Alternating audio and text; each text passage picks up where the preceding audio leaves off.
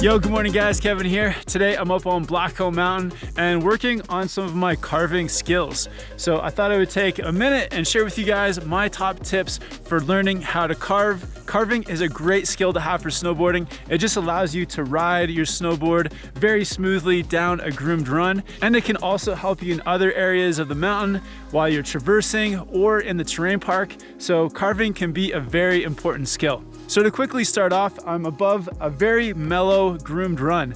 This is the perfect place to do your first carves, somewhere that it's mellow, that you're not gonna get too much speed, and you can just work on those carving turns. So let's go do a few and just get warmed up.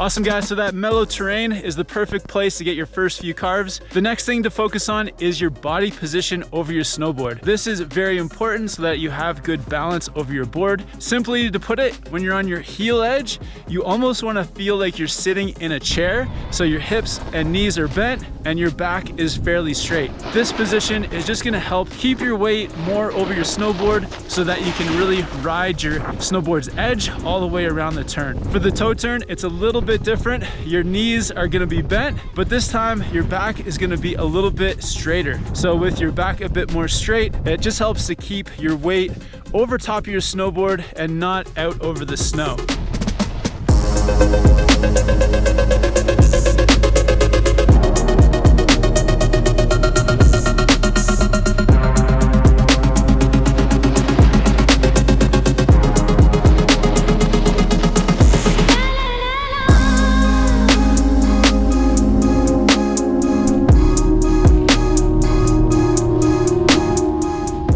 Awesome guys, so those turns felt good. The next most important thing I think is bending your knees around the turn and then standing up tall in between. So by bending your knees, it's actually going to take some of the pressure off of your snowboard. So with that pressure off, it'll allow you to ride your snowboard's edge more cleanly around the turn. And then when you stand up in between turns, it's gonna put that pressure back on, but then give you another opportunity to take the pressure off for the next turn.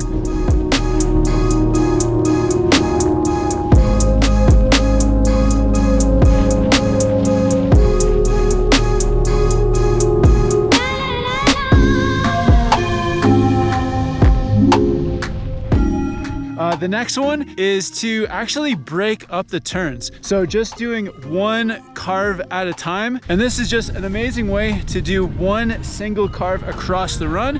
And then you can focus on each of the elements that all go into the carve. One big safety thing to mention is always look uphill for other riders when doing these single carves, especially on your heels, because on that heel edge, it can be blind. Over here is fairly quiet. So let's do a few carves across the slope.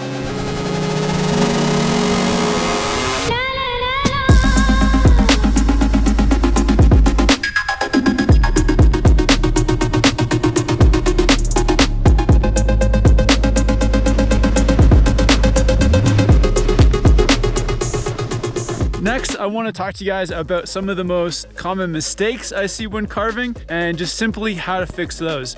So the first one is not having even carves on your heels and toes. It's very common to make bigger, longer heel carves and then shorter toe carves. And I think this is because it's just a bit more comfortable to be on your heels. And one way to fix this is to count in your head. So you can count to 3 in your head and just create a rhythm for your heel and toe carve. So let's go down and try to create that rhythm.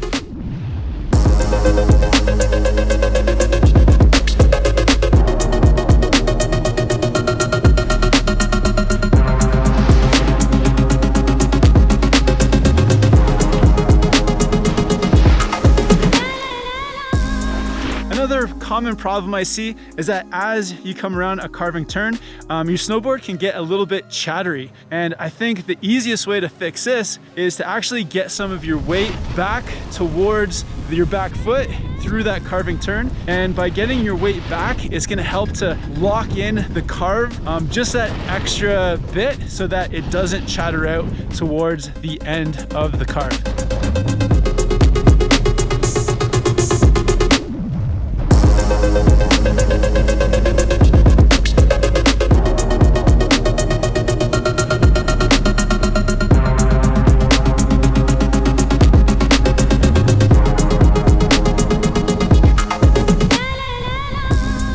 I find that there's two things really important to help you steer.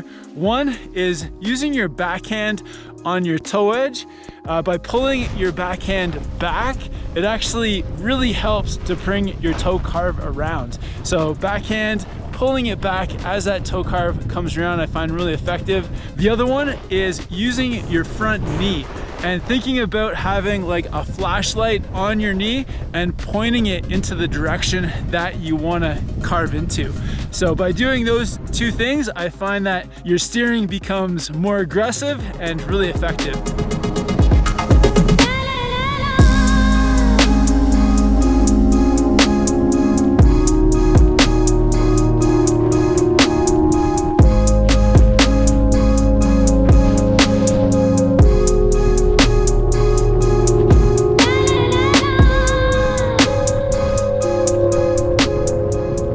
So finally guys, I just want to show you how you can set up your gear to help you carve.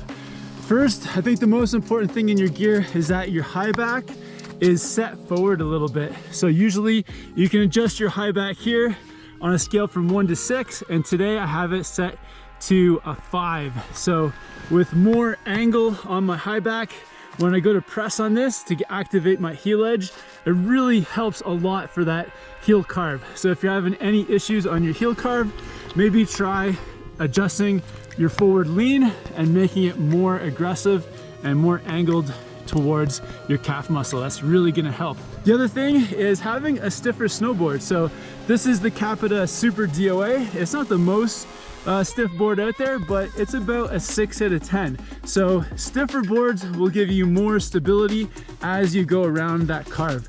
And at really high-end carving, you see riders with stiffer and stiffer snowboards, and also wide. So for me, I have a size 10 boot, so I can get away with a regular width snowboard.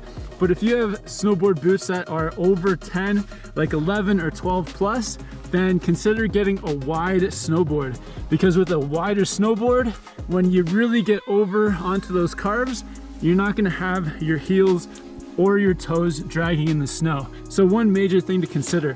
So I think that's a good start for learning how to carve. If you guys have any questions, let me know down below. And I hope you guys have fun out there snowboarding and progressing with your carving. Thank you guys so much for watching, and I'll see you guys in the next video soon.